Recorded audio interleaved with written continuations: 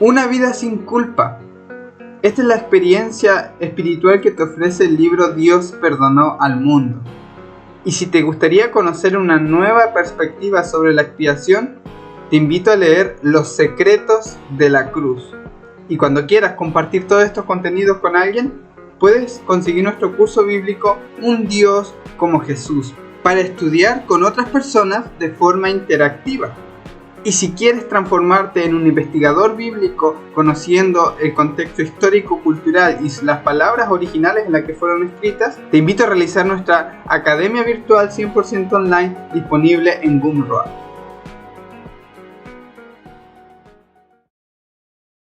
Bienvenidos todos mis hermanos que están presentes, gracias por estar aquí viendo esta presentación en vivo a través de Zoom. Recordar a todos nuestros hermanos que nos están viendo que cada viernes estamos presentando temas en vivo. ¿Cuál es el beneficio de entrar en vivo? Que pueden participar de preguntas y de aportar sus comentarios a la temática. Aquí es donde se construyen los siguientes temas, en la sección de comentarios y de preguntas. Así que si usted ha visto que todos estos temas son tan interesantes, pues sepan que no es solo mérito mío, sino somos todos los que estamos aquí estudiando, compartiendo, y se forma un ambiente muy bonito. Así que están invitados para participar de cada viernes, donde subimos la invitación a las 9 de la noche, hora de España. Sin más, le invito a suscribirse a nuestro canal si no se ha suscrito. Hoy tendremos un tema titulado Jesús compró el infierno. ¿Ok? Así que vamos a revisar de qué se trata esta temática de hoy. Vamos a comenzar con una oración. Gracias, Padre, por darnos la oportunidad de hoy compartir un poquito de tu palabra, de aprender un poquitito y de estudiar juntos. Así que te agradezco por ello en el nombre de Jesús. Amén. Muy bien. Hoy te invito, tú si estás en tu casa y usted si está viendo en vivo esta presentación, los invito a tomar su Biblia. ¿Bien? Porque hay una parte, la primera parte no se las presentaré en la pantalla, usted la tendrá en su propia Biblia. Vamos a analizarlo a la antigua, ¿no? Como en la iglesia, como desde el púlpito hablan sus Biblias y usted va a ratificar. Luego el resto lo mostraré en PowerPoint, pero quiero que parta abriendo su Biblia. Bien, así que vamos a ir al libro de Jeremías. Bien, yo tengo mi Biblia aquí. Vamos al libro de Jeremías. Y vamos a buscar el capítulo 32 de Jeremías. ¿Bien? Es importante revisar este capítulo porque es en el que está basado nuestro estudio hoy. Capítulo 32 de Jeremías. Entonces, por favor, sígame en la lectura. ¿Bien? Dice allí. Vamos a leer desde el versículo 6. ¿Ok? Desde el versículo 6. Dijo Jeremías, palabra de Jehová vino a mí diciendo. He aquí que Anamel, hijo de Salum, tu tío, viene a ti. Primer dato interesante que tenemos. Es familiar, Anamel es familiar de Jeremías. ¿Ok? Es su tío. Diciendo, cómprame mi heredad que está en Anatot, porque tú tienes el derecho a ella para comprarla.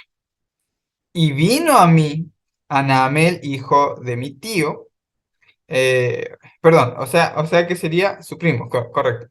Hijo de mi tío, conforme a la palabra de Jehová. El patio de la cárcel me dijo, compra ahora mi heredad que está en Anatot, en tierra de Benjamín, porque tuyo es el derecho de la herencia, a ti te corresponde el rescate, cómprala para ti. Entonces conocí que era palabra de Jehová. Muy bien, viene el primo, entonces el primo de Jeremías, Anaamel, hijo de su tío Salum, ahí está, y viene al patio de la cárcel donde está Jeremías, ¿ok? Y justamente, antes de que viniera a decirle, oye, cómprame mi heredad, que está en Anatot, el Señor le dijo, cómprale la heredad a este que viene, que es tu pariente, tu primo. Lo interesante es que, claro, Jeremías sabe que esta situación es una situación providente por Dios, es providencia de Dios, ya que primero le llega la palabra y luego viene y se cumple. Entonces él se da cuenta, bueno, esto es algún mensaje que Dios quiere dar. Bien, entonces sigue diciendo, eh, porque tuyo es el derecho de la herencia, a ti te corresponde el rescate, cómprala para ti. Versículo 8. Entonces conocí que era palabra de Jehová. Bien, así que la heredad, la herencia que le viene a vender, dice que él, cuando alguien por situaciones de pobreza ha perdido su herencia, de alguna forma ha sido como embargada, ha tenido que darla, entregarla. Entonces, si él no tiene los suficientes medios económicos para recuperar, por eso el rescate, recuperar la herencia, entonces un pariente, esto está en la Torá, ¿ok? Un pariente cercano, un pariente de sangre, ya sea su primo, por ejemplo, podía comprar la herencia si tenía los medios suficientes. O sea, podía rescatarlo. Tenía que ser un pariente de sangre. Por eso es que Anamel, que es el primo de Jeremías, viene a pedirle que él compre la herencia porque él puede hacerlo. Bien, entonces esto se le llama redención o rescate. De hecho, el año del jubileo, el año agradable del Señor, como se lo menciona Jesús cuando lee el libro de Isaías, está haciendo referencia a que se ha encontrado un pariente de sangre que puede iniciar el año agradable, comprar y devolver. Lo que se hacía en el jubileo se devolvía la herencia perdida. Eso es muy interesante, ¿ok? Entonces, dice el 9, compré la heredad de Anamel, hijo de mi tío, el cual estaba en Anatot, y le pesé en 16 ciclos de plata. Bien, entonces la compró con ciclos de plata. Interesante. Y escribí la carta y la sellé, y la hice certificar con testigos y pesé el dinero en balanza. ¿Ok? Luego tomé la carta de venta sellada según el derecho y costumbre y la copia abierta. Enseguida vamos a estudiar de qué iba esto del derecho y costumbre de la copia abierta, pero básicamente había una copia cerrada, sellada, con todo lo que contenía la heredad. Si había muebles, si habían casas, si habían animales, propiedades, todo eso debería ir apuntado en la carta sellada. ¿Y qué de la carta abierta? Lo mismo, debía ir apuntado exactamente lo mismo. Con la diferencia, ¿por qué habían dos cartas? Porque una estaba abierta para escrutinio de cualquiera del público, para revisar lo que había en la heredad, pero si para que a alguien no se le fuera a ocurrir añadir, o al propio que va a recibir, va a ser el beneficiario, añadir algo o quitar algo de la heredad en caso de que vende, pues entonces estaba esta copia con testigos, fue escrita con testigos, por dentro y por fuera, una copia sellada. Entonces, cuando ambas se abrieran, a la hora de venderla, ya cuando se entregaba la propiedad, podía abrirse la copia sellada y ratificar si todo lo que había estaba escrito en la copia abierta era idéntica a la sellada. Bien, la sellada nadie la había modificado, por lo que debía, es la que vale, ¿ok? La sellada es la que corresponde, la que tiene la verdad. Y la abierta podía ser modificada, ¿bien? Entonces, para que fuera tal cual, tenían una abierta y una sellada, ¿bien? Eso según la costumbre de la época.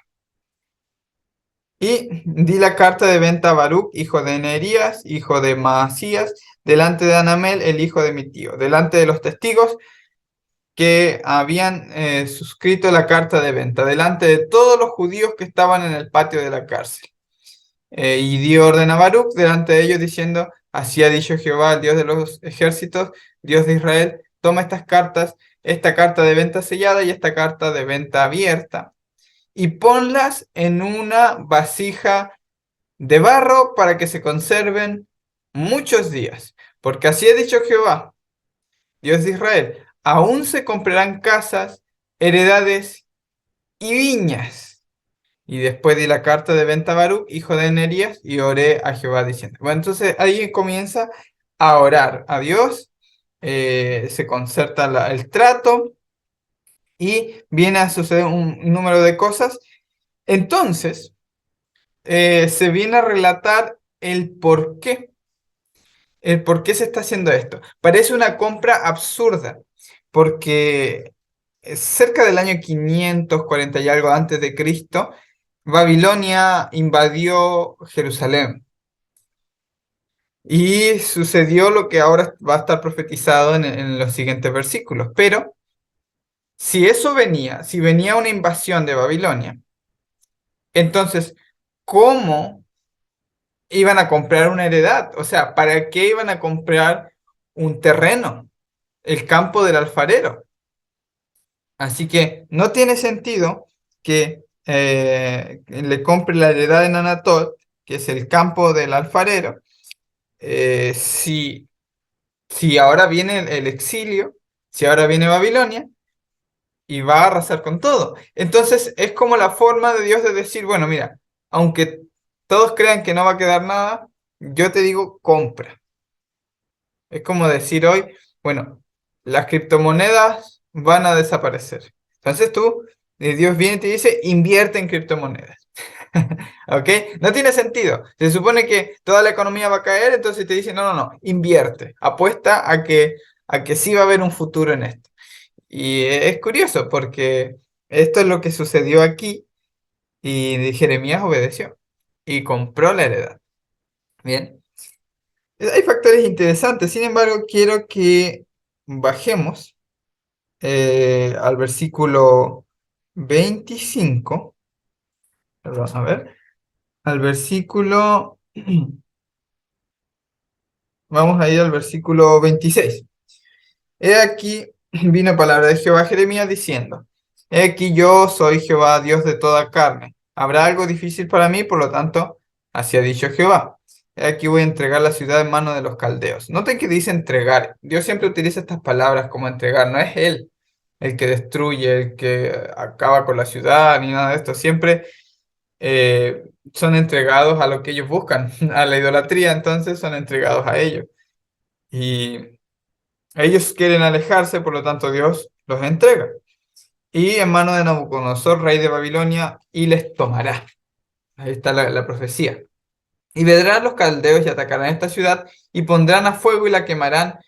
Asimismo las casas cuyas azoteas ofrecieron incienso a Baal y derramaron libaciones a dioses ajenos para provocarme a ira.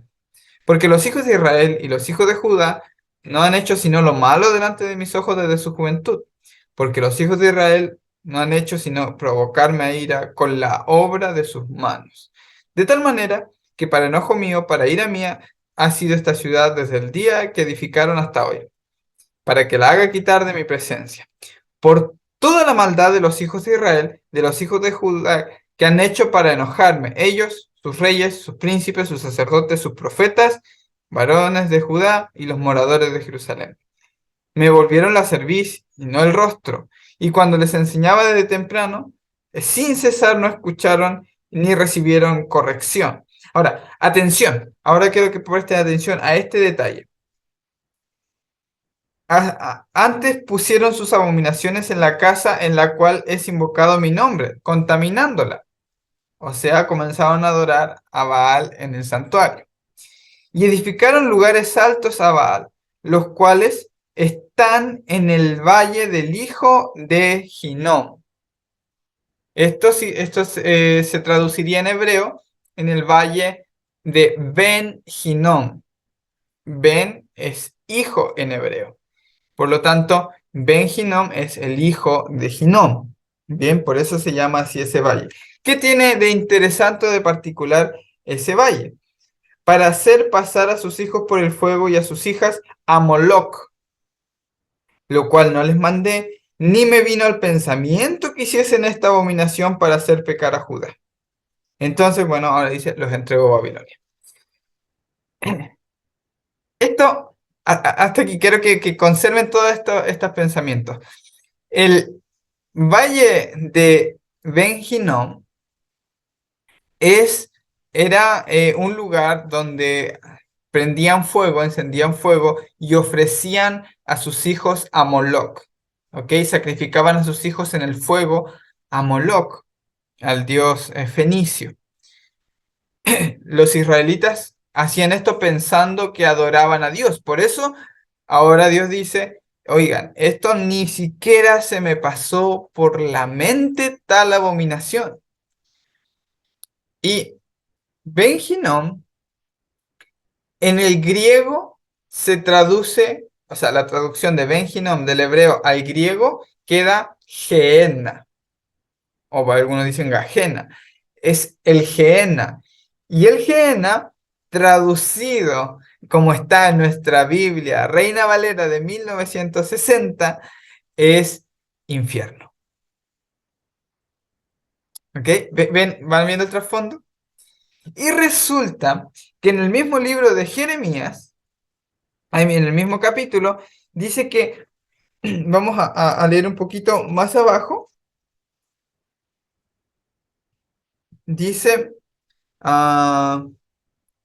que Dios, si bien se le han entregado más allá de Babilonia, él al final del capítulo, dice el 44, heredades comprarán por dinero y harán escritura y sellarán y pondrán testigos en tierra de Benjamín y los contornos de Jerusalén y las ciudades de Judá, en la ciudad de las montañas, la ciudad de Cefela, en la ciudad del Negev, porque yo haré regresar a sus cautivos. O sea, termina prometiendo que si bien hicieron todo esto, será restaurado. Ahora, ¿qué va a pasar con esto de sacrificar y ofrecer a sus hijos a Moloc? Resulta que más tarde esto se vendría a convertir en el vertedero de la ciudad. ¿Bien? Ya será un lugar de espanto, ¿no? Se convierte en un lugar abominable. Todos tirarían su basura, si a ti se te quebraba una vasija o un plato, lo tirarías allá, al valle de Ginón. O si venía algún extranjero que no tenía parte, porque enterrar, por ejemplo, enterraban a Abraham junto con su familia, o enterraban por ejemplo, los huesos de José fueron llevados hasta Canaán para ser enterrados en aquella tierra. Entonces el entierro era muy importante. De hecho, lo más terrorífico o la mayor maldición era morir sin ser enterrado. ¿Ok? Que no tuvieran un entierro digno. Entonces, como no, si venía algún extranjero y moría dentro de la ciudad, iría su cadáver al valle de Ginón. ¿Ok? O si había algún criminal, algún delincuente que había sido crucificado, por ejemplo. En el caso de Jesús, eh, fue un asunto muy bueno el hecho de que José de Arimatea se ofreciera para darle un entierro a Jesús, ofreciendo su tumba, ¿ok? La que estaba dispuesta para él, en un sepulcro nuevo. Pero cualquier malhechor sería llevado y tirado al Gehenna, donde había descomposición. Por eso Jesús utiliza esta imagen que se traduce como infierno, pero en realidad está hablando del Gehenna, del gusano que nunca muere, porque siempre habían cadáveres ahí descomponiéndose, y el fuego que nunca se apaga porque continuamente los cadáveres y la basura se estaban siendo incinerados allí. Ese fue el futuro del Valle de Ginón. Entonces, las profecías del Antiguo Testamento dice que cuando vinieran algunas invasiones, la ciudad entera se convertiría en el Gehenna. Y es cierto, porque en el año 70 Jesús le dijo a los fariseos muchas veces, ¿cómo escaparéis del fuego del Gehenna? Noten lo que está diciendo Jesús, no está diciendo el infierno en la vida futura o cuando muera, no, no, no, está refiriéndose literalmente. ¿cómo escaparéis del fuego del Gehenna? Juan les dice, ¿cómo escaparéis del fuego que va a venir? Está sabido por aquella época que está profetizado que la iniquidad de Israel haría que fueran entregadas en manos de un desolador. ¿Ok? En este caso fue el Imperio Romano, que literalmente convirtió la ciudad de Jerusalén en un valle de Hinnom, en el Jena. Es como que el Jena estaba a la puerta de la ciudad y de pronto se propagó y todo eran cuerpos de muertos. O sea, estaban tendidos en las calles de Jerusalén sin ser enterrados. La ciudad entera fue incendiada en el año 70, lo que cumplió básicamente, literalmente, que el infierno, el Gehenna, invadió la ciudad de Jerusalén. Ahora, hay algún número de ocurrencias, no todas las veces que encontramos infierno en la Biblia, la traducción al griego es Gehenna. A veces es Hades, otras veces es Tártaros, pero muchas de ellas son Gehenna, ¿ok? Y en esas hay que ver el contexto en el que está hablando, porque siempre cuadra con este valle, un lugar literal físico que había, que después se utilizaba para vertedero de la ciudad, etcétera, etcétera. Hoy en día se predica mucho que Dios envía a las personas al infierno, pero fíjense que eran los israelitas, para Dios era una abominación que echaron a sus hijos al Gehenna. Si quieren traducir lo que es infierno realmente, vamos a hablar con esas palabras, porque si hablan del infierno hoy, lo hablan sin saber ni siquiera su origen o etimología. Pero el infernum viene del latín, que fue inventado en la Edad Media para atemorizar a la gente. Nada que ver con el Gehenna del que se hablaba en el hebreo. Entonces, si vamos a ser claros, para Dios es una abominación echar a sus hijos a ese valle, al Gehenna. Cómo él mismo lo va a echar, nos va a echar luego al al infierno. Y repito, lo que sucedió con Jerusalén fue exactamente eso, fueron entregados. Ellos querían vivir por la espada, por la violencia, no querían poner otra mejilla o llevar la carga una milla más. Entonces decidieron resistir a los romanos por la sedición, existían los celotes, y fueron contra Roma y Roma devolvió el golpe. Eso fue lo que sucedió. Pero Jesús relata la escena como una gallina queriendo cuidar a sus polluelos, pero ellos no quieren. Eso fue lo que pasó. No es que Dios los arroje al Gehenna. No es que Dios vaya a arrojar a alguien al infierno, porque está totalmente descontextualizada esa idea. Bueno, ya hablaremos en otro momento, pero la palabra que se traduce como infierno es esta, la del valle de Hinnom, donde ahora era el vertedero. Bien, ¿por qué el capítulo habla del valle de Hinnom y del sacrificio a Moloc? A la vez que el capítulo en su contexto es Jeremías comprando una herencia donde pareciera que ya no se va a poder comprar ni plantar ni vender. ¿Ok? Entonces, cosas a tener en cuenta de Jeremías 32, ya que lo hemos leído juntos. Uno, recordar el concepto del campo del alfarero. Bien, el campo del alfarero no solo es donde había tierra roja y donde los alfareros podían tomar de aquella. Se sabe que el campo del alfarero literalmente era un lugar donde iban las cosas de alfarería que no servían. O sea, le mandó a comprar un campo donde estaba lleno de vasijas rotas. Y esas cosas deben apuntarse en los libros. Todos los jarrones, las vasijas rotas iban a ese campo. Y allí era el basurero de los alfareros, básicamente, más que la provisión de allí. Así que, imagínense, le dice a Jeremías que compre ese campo. Y en las cartas debe ir apuntado cada uno de los montones de vasijas rotas.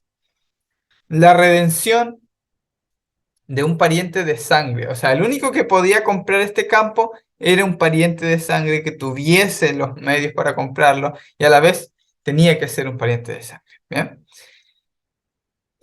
Fue vendido por ciclos de plata. Tener en cuenta ese detalle también. Fue concertado el trato con un libro sellado y un libro abierto. Y Se guarda los rollos, los libros, se guardan en una copia sellada y otra abierta en vasijas de barro de alfarero. Eso también lo leímos en el capítulo. Se guardan para que duren muchos días, ¿recuerdan? Se concerta el trato con testigos y luego comienza a hablar del exilio de Babilonia y que la razón es porque sacrificaban a sus hijos a Moloc en el valle de Hinnom, que en el griego se traduce el gen. ¿Bien? Eso es lo que hemos visto en el capítulo 32 de Jeremías. Ahora bien, vamos a ver lo siguiente. Fíjense ustedes. Entonces, Mateo 27, creo que leamos una escena donde Judas se arrepiente, ¿ok? Existe la palabra metanoia y Pedro no, no se arrepintió con metanoia. O sea, Pedro no cambió de opinión. La palabra arrepentimiento en la Biblia, cuando dice arrepentidos porque el reino se ha acercado, es metanoia, cambiar de opinión. Pedro no necesitaba cambiar de opinión de nada. No dice la Biblia que se haya arrepentido de ese arrepentimiento, cambiar de parecer, cambiar su mente acerca de Dios. No, no, no. Pedro simplemente se dio cuenta de que Dios le había dicho, Jesús le dijo, me negarás 3 veces y lloró amargamente. Pero no tenemos ninguna evidencia en la Biblia de que Judas no se haya arrepentido tan amargamente o quizás peor aún que Pedro. Y el hecho que alguien se suicide, no hay ninguna evidencia en la Biblia para decir que esa persona se ha perdido. Es más, lo más probable es que todo lo que sucedió realmente fuera repudiable, el hecho de que entregara, traicionara a Jesús. Sin embargo, ¿qué decimos de Jesús cómo trata a sus traidores? O sea, ¿crees que Jesús te diría a ti, mira, si alguien te traiciona, ve a su casa y apuñálale? O espera algunos años y cuando tenga la oportunidad, quítale la vida. Bueno, porque si no es el caso, si no es tu Dios ese, y tu Dios es Jesús, entonces Jesús, ¿por qué sería con Judas como, bueno, me traicionaste, aquí tengo que mostrar ante todos que yo soy bueno, entonces te voy a perdonar, no te voy a recriminar, pero cuando llegues, cuando me toque ser tu juez, me las vas a pagar? ¿Alguien se imagina a Jesús de esa forma? Cuando el mismo Jesús en la última cena dice, esta copa es mi sangre, la cual yo daré por el perdón de los pecados. Este es por el perdón de los pecados. Y le dice, bebed de ella todos, incluyendo a Judas. Por lo que Jesús le dice, Judas, tú lo has dicho, tú me vas a entregar, pero sin embargo, ten la copa del perdón. O sea que Jesús no está perdonando de broma, Jesús perdonó a Judas. Y Judas se arrepintió, diferente a lo que muchos dicen que Judas, fue un remordimiento diferente. No, no, no. Realmente devolvió arrepentido las 30 piezas de plata, aunque la palabra aquí tampoco es metanoia. Eh, es, está compuesto por dos palabras esto, meta y melos. Em, y el meta es cambio, ¿ok? Igual que metanoia. Pero melo es como preocupación, como tristeza. O sea, Judas se tornó triste, se volvió preocupado, realmente le dolió traicionar a Jesús, porque él no esperaba que fuera condenado. Sin embargo, todos condenamos a Judas, y hasta él. Hasta él fue su verdugo. Hasta él se juzgó a sí mismo. Se dio la sentencia y se ahorcó. Ahora es curioso porque cuando resulta que cuando relatan cómo él murió, no pareciera que se ahorcó, pero bueno, ese es otro tema. Entonces Judas, el que lo había entregado, viendo que era condenado, devolvió arrepentido las 30 piezas de plata a los principales sacerdotes y ancianos, diciendo, yo he pecado entregando sangre inocente. Pero ellos dijeron, ¿qué nos importa a nosotros? Allá tú. Entonces, arrojando las piezas de plata en el templo, salió, fue y se ahorcó. Y repito, cuando revisamos el texto aquí, no necesariamente es que se ahorcó. Sé que está traducido se ahorcó, pero en algún momento haremos el estudio completo de Judas y resulta que lo que relata aquí, si lo vemos bien en griego y luego lo comparamos con lo que los apóstoles contaron en Hechos, que se salieron sus entrañas, pues muchos estudiosos se han dado cuenta de que las palabras usadas para describir su muerte no es un ahorcamiento.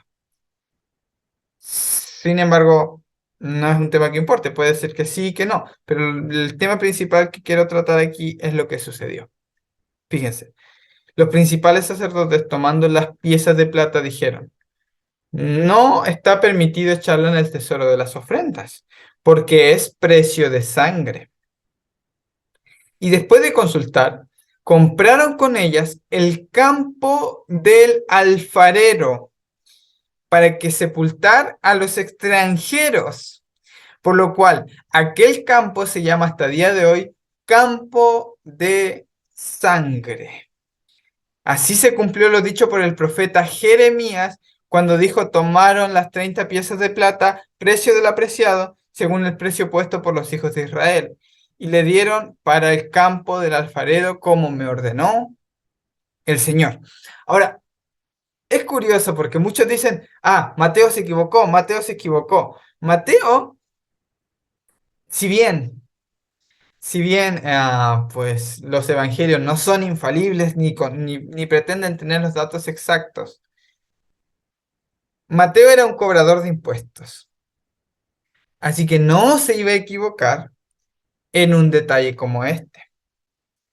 Más aún, habiendo escrito su evangelio para judíos.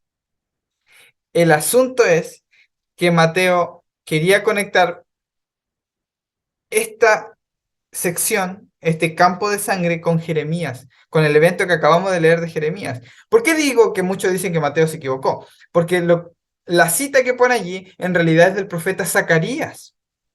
Zacarías 11, 2 al 13. Y les dije, si os parece bien, dame a mi paga, y si no, dejadla. Y pesaron como mi salario 30 piezas de plata. Entonces, eso así fue vendido el Señor por 30 piezas de plata.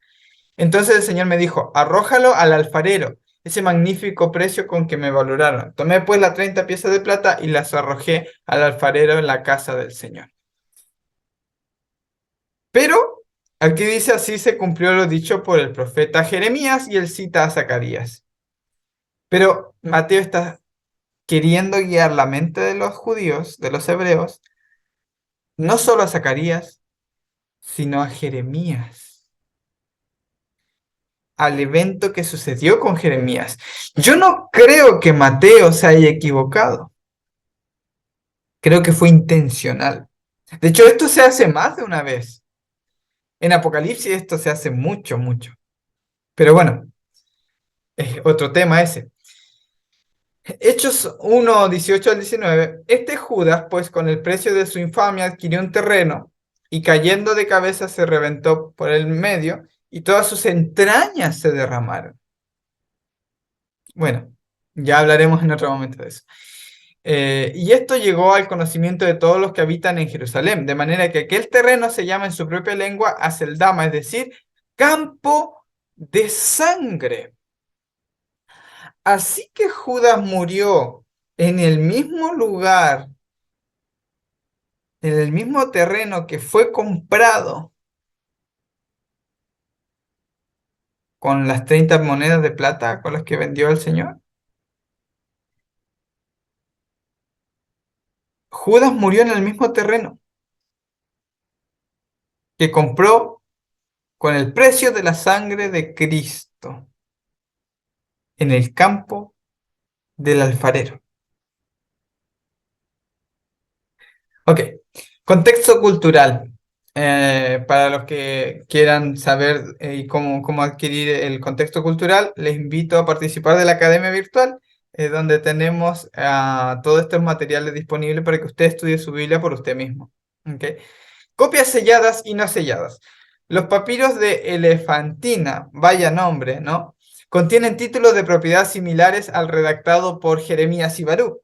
La práctica de hacer dos copias sobre un mismo trozo de papiro o pergamino permite mantener una de ellas abierta y disponible para la inspección pública. La otra mitad, idéntica en contenido, serviría como registro de archivo para evitar la alteración de las condiciones de la transacción. Se enrollaba y se sellaba con los nombres de los testigos inscritos en él. Ahora, esto es muy importante a la hora de leer Apocalipsis, pero no es nuestra temática hoy. Sin embargo, que sepan eso. Vamos a Apocalipsis y adivinen qué. Aquí tenemos, y vi en la mano derecha del que estaba sentado en el trono un libro escrito por dentro y por fuera, sellado con 7 sellos. Y vi a un ángel fuerte que pregonaba en gran voz: ¿Quién es digno de abrir el libro y de desatar sus sellos? Y ninguno en el cielo, ni en la tierra, ni debajo de la tierra podía abrir el libro, ni aun mirarlo. Y lloraba yo mucho, porque no se había hallado ninguno digno de abrir el libro, ni de leerlo, ni de mirarlo. Entonces, ¿por qué no eran dignos? Y la razón es, porque no hay ninguno, ni en el cielo, ni en la tierra, ni debajo de la tierra, que tenga la capacidad de comprar y de redimir lo que está escrito en ese libro sellado con 7 sellos, y que a la vez sea familiar de lo que ha sido comprado, del terreno del que pertenece. Y uno de los ancianos me dijo: no llores, he aquí el león de la tribu de Judá, la raíz de David, ha vencido para abrir el libro y desatar sus 7 sellos. El asunto es que al llamarle león de Judá y raíz de David, está conectando al pueblo hebreo con Jesús, quien es divino. O sea, él se hizo parte del pueblo de Israel al hacerse hombre. Por lo tanto, es pariente de sangre, tanto de Israel, quien ha perdido, quien ha sido el campo perdido, y de Dios. O sea, es un pariente. Él tiene el derecho de redimir, de comprar, porque él es un pariente de sangre. Es de la tribu de Judá y de la raíz de David. Fíjense qué interesante. Ahora, Israel siempre se fue llamado como la obra de las manos de Dios. Fue como él siempre fue el alfarero y ellos las obras de sus manos. Pero exilio tras exilio, idolatría tras idolatría, fueron siendo quebrados. Y hasta el día de hoy muchos predican que Israel ha sido rechazado. Y no digo que esté correcto volver a judaizar y a volver a las fiestas, ni a circuncidarse, ni nada de eso. Pero Israel, como pueblo de Dios, no ha sido rechazado del todo. Dice Pablo: ¿ha rechazado Dios a su pueblo? De ninguna manera. Finalmente todo Israel será salvo. O sea, lo que está queriendo decir es que si bien son vasijas rotas, han sido quebrados igual que cada ser humano en la humanidad. Hay alguien que ha comprado ese campo. Hay alguien que ha comprado el campo donde están todos esos platos rotos. Y tú y yo hemos sido platos rotos. Hemos sido vasijas quebradas. Cada uno. Dice Pablo: todos se echaron a perder,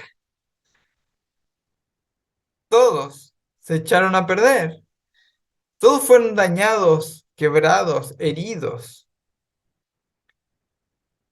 Y de no ser por Jesús y la redención, y por haberse hecho un pariente de sangre no solo de Israel, sino de la humanidad completa, no tendríamos la posibilidad de ser de vuelta restaurados para Dios.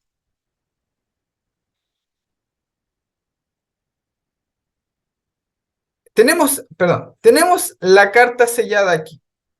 Ha sido llevado allá esa carta por una vasija de barro, por Jesús, el león de la tribu de Judá, la raíz de David, un hombre hecho del polvo, pero hecho un espíritu vivificante. Es el segundo Adán, que fue hecho como uno de nosotros, su cuerpo como el nuestro. Entonces es una vasija que no fue quebrada y en ella se pudo guardar el libro sellado y luego está allí en medio del trono. La vasija y el libro sellado está en medio. Hay testigos, en Apocalipsis hay dos testigos, porque Apocalipsis tiene, y voy a decir esto, no solo tiene eh, significado de sus símbolos, a lo que voy. Por ejemplo, no solo significa los sellos, que ya lo hemos estudiado, todas las plagas que vienen sobre Israel, la hambruna, las pestes, que se desatan sobre la ciudad de Jerusalén en el año 70, y todo lo que lleva hasta allá. No solo son plagas, porque dice la Torá, o sea, en la ley está escrito que si te si no obedeces mis mandamientos, 7 veces te castigaré por ello, y atarás esto como frontal entre tus manos, o sea, para no desobedecer. Y si vuelves a desobedecer, otras 7 veces. O sea, hay un factor de 7 donde podemos identificar que este rollo y este libro escrito por dentro y por fuera se refiere a plagas que vendrían sobre la ciudad de Jerusalén. También en otro libro, en Ezequiel, dice que ese libro que tiene son ayes, lamentaciones. Pero no solo está ese símbolo, detrás hay un significado espiritual. ¿Se entiende? Porque muchos que han estudiado el Apocalipsis solo llegan a la mitad, solo encuentran el significado literal, pero no ven el significado espiritual. Por ejemplo, pongamos el ejemplo de que en el Antiguo Testamento se estudiaban las profecías de Daniel y, digamos, llegaban al significado literal. ¿Cuál es el significado literal? Jesús muriendo en la cruz. Tomaban la profecía de Daniel y decían, el Mesías será crucificado, será muerto, se le quitará la vida. Bien, perfecto. Abriste el símbolo, lo descubriste. Tienes ahí un significado literal de la profecía, pero te quedas solo con la mitad, porque de fondo tú puedes estar viendo solo un hombre crucificado, pero en realidad de fondo Jesús está despojando a los principales y a las potestades, a las autoridades, a los gobernadores. Jesús está redimiendo a la humanidad. Jesús está perdonando a sus enemigos. Hay asuntos espirituales detrás de la escena literal. Así que cualquier estudioso del Apocalipsis me diría, mira, estos sellos, este libro sellado, hace referencia a las plagas. De hecho, después se sacan los sellos y se mencionan plagas. Perfectamente de acuerdo para con quien esté viendo este video y sepa bastante sobre Apocalipsis. Estoy totalmente de acuerdo con usted. De hecho, hice un tema sobre esto, sobre los 7 sellos del Cordero. Pero de fondo hay un asunto espiritual. Solamente de modo de comentario, esto lo he visto una y otra vez escribiendo el nuevo libro que estoy escribiendo sobre Apocalipsis, donde cada símbolo tiene un doble cumplimiento, pero no uno en una época y luego 2000 años más tarde. No, no, el doble cumplimiento es un cumplimiento literal simultáneamente con un cumplimiento espiritual. Lo mismo que el mensaje de Apocalipsis. Tiene un mensaje literal, los símbolos. Cuando los descifras y decodificas, trae un mensaje literal, pero también uno espiritual. Un ejemplo más. Cuando habla de que la sangre son echadas las uvas al lagar de la ira de Dios y la sangre sube hasta los frenos de los caballos. Muchos interpretan esto como la sangre que corrió por las calles de Jerusalén en el año 70. Pero mi hermano, mi amigo, son uvas. Se refiere a extraer jugo.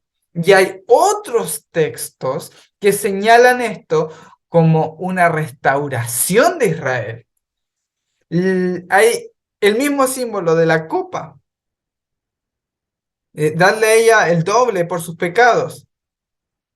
Hay un versículo que apunta que eso para Babilonia son plagas, pero hay otra que apunta que es doble porción de perdón y restitución para Babilonia. ¿Cuál de los dos obedecemos? Los dos, solo que uno es físico, literal, pero hay un trasfondo espiritual. Y adivinen que Pablo dice, lo que permanece es lo espiritual, las cosas invisibles. Así que el símbolo más importante de los sellos, del rollo de los sellos, es la redención de Israel y de la humanidad. ¿Ok? Entonces la carta sellada está ahí y la carta abierta la menciona Pablo en Corintios 3, del 2 al 3.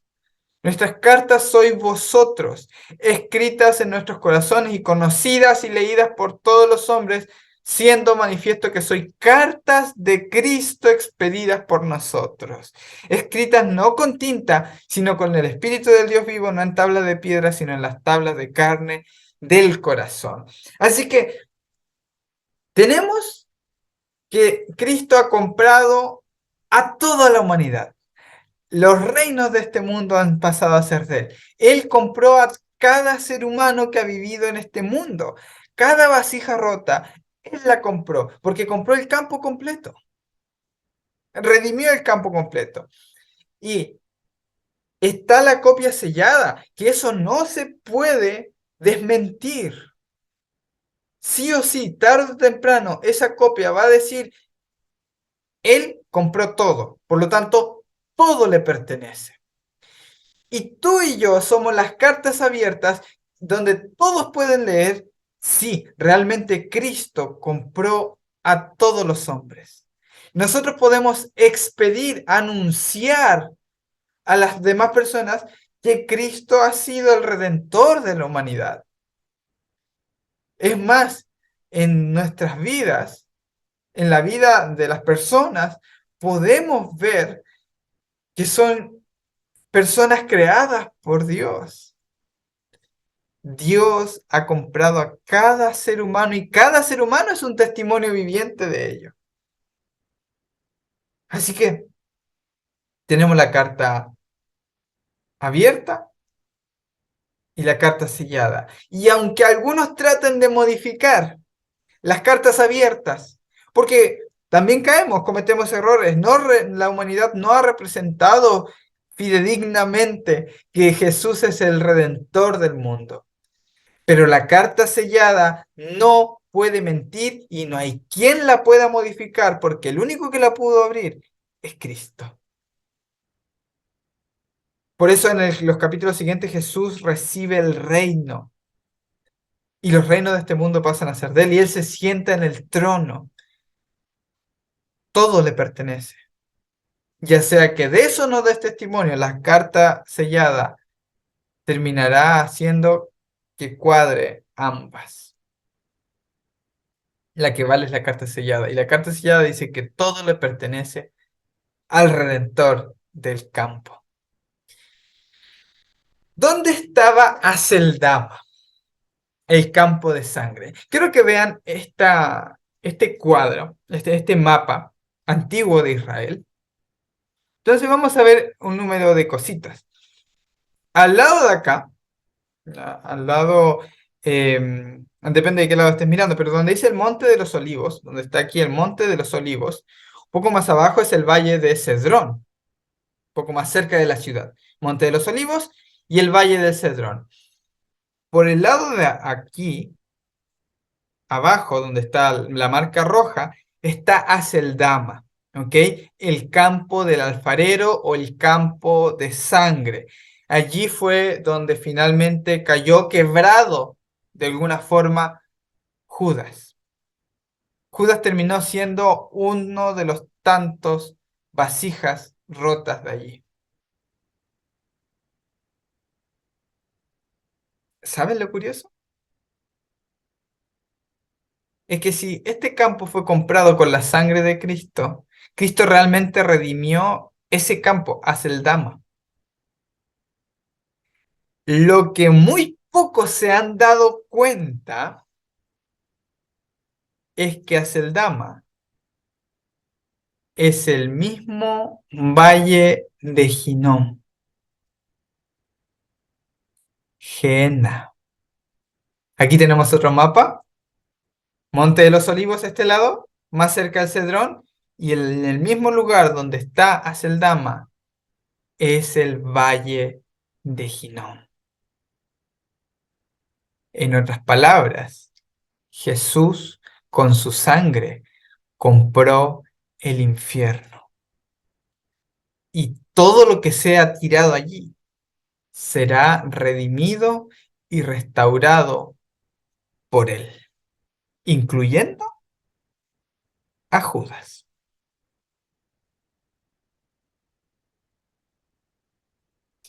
Espero que les haya gustado el estudio.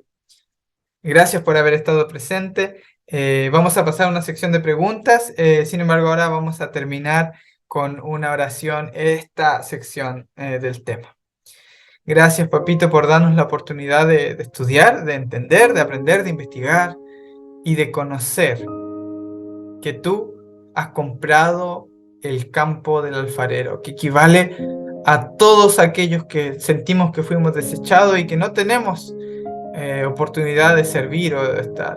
Nos sentimos quebrados y rotos y a aquellos tú viniste a buscar, Señor, aún al más aparentemente perdido. En el nombre de Jesús.